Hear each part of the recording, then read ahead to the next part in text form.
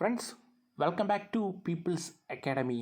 നമ്മൾ നോക്കുന്നത് 10ാം ക്ലാസ് +2 ലെവലിൽ വരുന്ന സിലബസ് ബേസ് ക്ലാസ്സാണ്. അപ്പോൾ ഇനി വരുന്ന പരീക്ഷകൾക്ക് ഉപകാരപ്പെടുന്ന ക്ലാസ്സാണ്. അപ്പോൾ ആദ്യമായിട്ട് കാണുന്നവർക്ക് കുറച്ച് പോയിൻറ്റുകൾ, പുതിയതായിട്ട് കുറച്ച് പോയിൻറ്റുകൾ കിട്ടും. അപ്പോൾ പഠിച്ചുകൊണ്ടിരിക്കുന്നവർക്ക് ഇതൊരു റിവിഷനും കൂടിയാണ്. ഓക്കെ, അപ്പോൾ നമുക്ക് പോവാം. അപ്പോൾ ആദ്യമായിട്ട് യൂറോപ്യൻ ആഗമനവുമായി ബന്ധപ്പെട്ട് വരുന്ന ഒരു വ്യക്തിയെക്കുറിച്ചാണ് നമ്മളിന്ന് നോക്കുന്നത്. ആരാന്ന് വെച്ചാൽ വാസ്കോ ഡ ഗാമ. ആരാണ്? Vasco da Gama. എന്താ പ്രത്യേകത? കടൽ മാർഗം ഇന്ത്യയിലെത്തിയ ആദ്യ യൂറോപ്യൻ എന്നറിയപ്പെടുന്ന വ്യക്തിയാണ് വാസ്കോ ഡ ഗാമ. ഓർത്ത് വയ്ക്കുക, കടൽ മാർഗം ഇന്ത്യയിലെത്തിയ ആദ്യ യൂറോപ്യൻ എന്നറിയപ്പെടുന്ന വാസ്കോ ഡ ഗാമയാണ്. ഓർത്ത് വയ്ക്കുക, എവിടെ നിന്ന് യാത്ര തിരിച്ചു എന്ന് വെച്ചാൽ ലിസ്ബണിൽ നിന്ന് യാത്ര തിരിച്ചു. ഏത് വർഷം? 1497 ജൂലൈ 8 ലിസ്ബണിൽ നിന്ന് യാത്ര തിരിച്ചു. ഓക്കെ, അപ്പോൾ ആരാണ് ഇദ്ദേഹത്തെ പറഞ്ഞു വിട്ടത്? ഡോം മാനുവൽ ഒന്നാമൻ. മാനുവൽ ഒന്നാമൻ എന്ന് പഠിച്ചിട്ടുണ്ട്, അതിൻ്റെ കൂടെ ഡോം മാനുവൽ എന്ന് ഓർത്ത് വയ്ക്കുക. ഡോം മാനുവൽ ഒന്നാമൻ രാജാവാണ് ഇദ്ദേഹത്തെ പറഞ്ഞു വിട്ടത്. 4 കപ്പലുകളിലായിട്ടാണ് യാത്ര തിരിച്ചത്. ഏതൊക്കെയാണ് കപ്പലെന്ന് വെച്ചാൽ Sao Gabriel, Sao Rafael, the Berrio. അങ്ങനെ 3 കപ്പലിൻ്റെ പേര് നമുക്ക് വ്യക്തമായിട്ട് അറിയാവുന്നതാണ്. ഒരു കപ്പലിൻ്റെ പേര് വ്യക്തമല്ല. അപ്പോൾ ഈ 4 കപ്പലിലാണ് യാത്ര തിരിക്കുന്നത്. യാത്ര തിരിച്ച് പകുതിയിലെത്തിയിട്ട് എന്ത് ചെയ്തു? ഒരു കപ്പൽ അവർ കത്തിച്ച് കളയുന്നു. ഓക്കെ, കത്തിച്ച് കളയുന്നു. അതിനകത്തുള്ള ചരക്കുകൾ ഈ 3 കപ്പലായിട്ട് മാറ്റിയിട്ട് ഒരു കപ്പൽ കത്തിച്ച് കളയുന്നു. അപ്പോൾ വാസ്കോ ഡ ഗാമയാണ് കടൽ മാർഗം ഇന്ത്യയിലെത്തിയ ആദ്യ യൂറോപ്യൻ എന്ന് പറയുന്നത്. ഓക്കെ, അപ്പോൾ അടുത്ത ഭാഗത്തിലേക്ക് നോക്കാം. അപ്പോൾ ഇദ്ദേഹം എന്ന കപ്പലാണ്, ഇദ്ദേഹം യാത്ര ചെയ്ത കപ്പൽ. മൊത്തം 4 കപ്പലുണ്ട്, അതിൽ 3 കപ്പലാണ് പിന്നീട് ഉണ്ടായിരുന്നതെന്ന് പറഞ്ഞു. അപ്പോൾ ഇദ്ദേഹം യാത്ര ചെയ്ത കപ്പലാണ്, അതായത് വാസ്കോ ഡ ഗാമ യാത്ര ചെയ്ത കപ്പൽ എന്ന് വെച്ചാൽ ഏതാ? Sao Gabriel. ഇദ്ദേഹത്തിൻ്റെ കൂടെ ഉണ്ടായിരുന്നത് വ്യക്തിയാണ് അൽവാരോ വെൻഹോപ്പ്. ഏത്? സാവോ ഗബ്രിയേലിൻ്റെ കപ്പലിൽ ഇദ്ദേഹത്തിൻ്റെ കൂടെ, അതായത് വാസ്കോ ഡ ഗാമയുടെ കൂടെ ഉണ്ടായിരുന്ന വ്യക്തിയാണ് അൽവാരോ വെൻഹോപ്പ് എന്ന് ഓർത്ത് വയ്ക്കുക. ഓക്കെ, അപ്പോൾ അവർ യാത്ര തിരിച്ചു. എവിടെ നിന്ന്? ലിസ്ബണിൽ നിന്ന് യാത്ര തിരിച്ചു. എവിടെ എത്തി?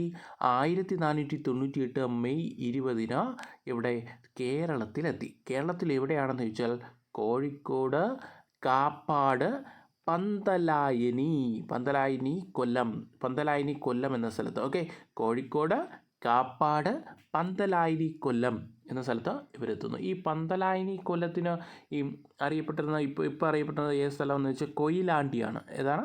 കൊയിലാണ്ടിയാണെന്ന് ഓർത്ത് വയ്ക്കുക.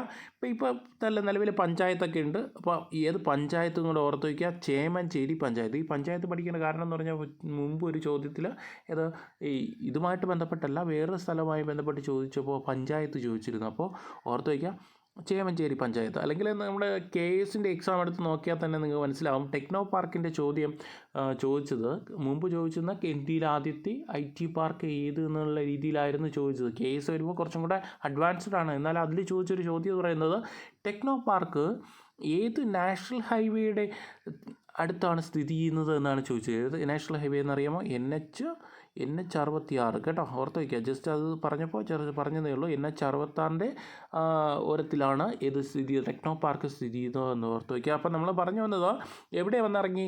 കാപ്പാട്, കോഴിക്കോട്, പന്തലായനി, കൊല്ലം. അഥവാ ഏത് സ്ഥലം? ഇപ്പോഴത്തെ സ്ഥലം അറിയപ്പെടുന്നത് ഏത് പേരിലാണ് അറിയപ്പെടുന്നത്? പന്തലായനി കൊല്ലം അറിയപ്പെടുന്നത്.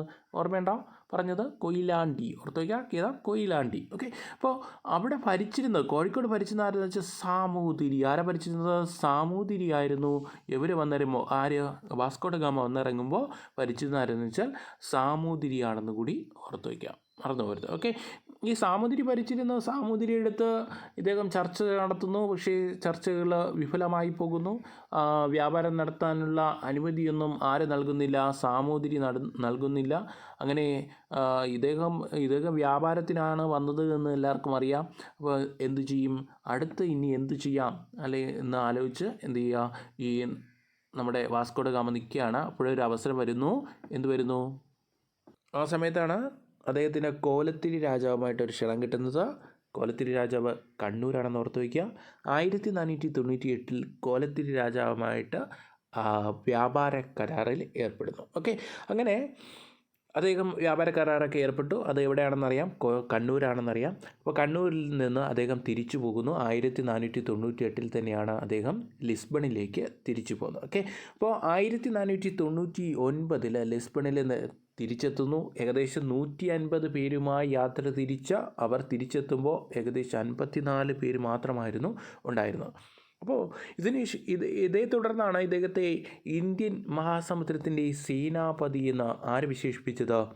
മാനുവൽ ഒന്നാമൻ രാജാവ് വിശേഷിപ്പിച്ചത്, അഥവാ admiral of the Indian Ocean എന്ന് വിശേഷിപ്പിക്കുന്ന. രണ്ടാമത് കേരളത്തിലേക്ക് വരുന്നു. രണ്ടാമത് വരുന്നത് എവിടെയെന്ന് ചോദിച്ചാൽ കണ്ണൂരാണ്. അവസാനം പോയത് കണ്ണൂരിൽ നിന്നാണ്. അപ്പോൾ തിരിച്ചു വരുന്നത് എവിടെയാണ്? കണ്ണൂർ തന്നെയാണെന്ന് ഓർത്ത് വയ്ക്കുക. 1524 അദ്ദേഹം വൈസ്രോയി ആയിട്ട് മൂന്നാമത് വരുന്നു. ഏറ്റവും അവസാനം വന്നതും അദ്ദേഹത്തിൻ്റെ ജീവിതം അവസാനിച്ചതും 1524 യാത്രയിലായിരുന്നു. 1524 ഡിസംബർ 24 അദ്ദേഹം അന്തരിക്കുന്നു. മലേറിയ ബാധയെ തുടർന്നാണ് ഇദ്ദേഹം അന്തരിക്കുന്നത് എന്നുകൂടി ഓർത്തു വയ്ക്കുക.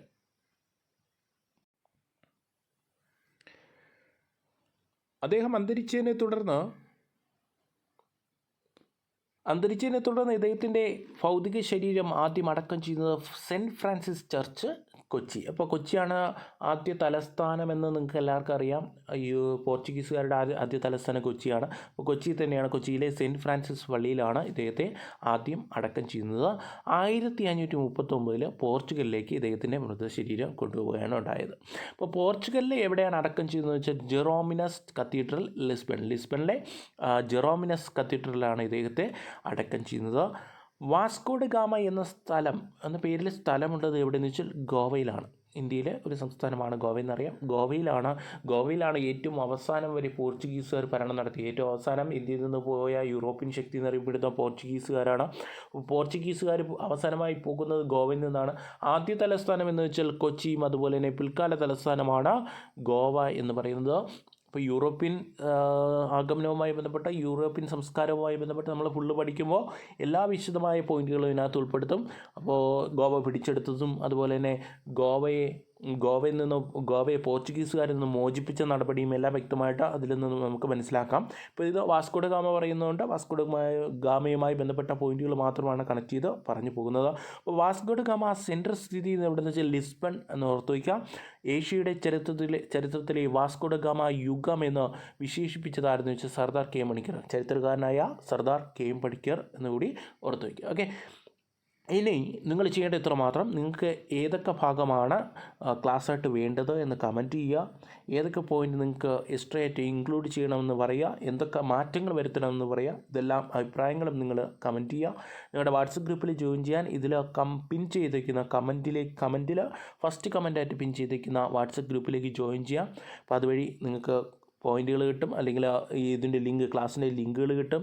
അപ്പോൾ നിങ്ങൾക്ക് വാട്സപ്പ് മെസ്സേജ് ചെയ്യാൻ കഴിയും. വാട്സപ്പ് മെസ്സേജ് ഇടാം. നിങ്ങൾക്ക് എന്തൊക്കെയാണ് വേണ്ടത് എന്നുള്ളത് മെസ്സേജ് ഇടാൻ കഴിയും. എന്തൊക്കെ ക്ലാസ്സാണ് വേണ്ടത് എന്ന് ഇടാൻ കഴിയും. ഓക്കെ, അതുപോലെ തന്നെ ഈ ക്ലാസ്സിൻ്റെ എക്സാമും ഇതിൻ്റെ കൂട്ടത്തിൽ ഉണ്ടാവുന്നതാണ്. അപ്പോൾ അതും നിങ്ങൾക്ക് ഫോളോ ചെയ്യാവുന്നതാണ്. Thank you for watching. Thank you.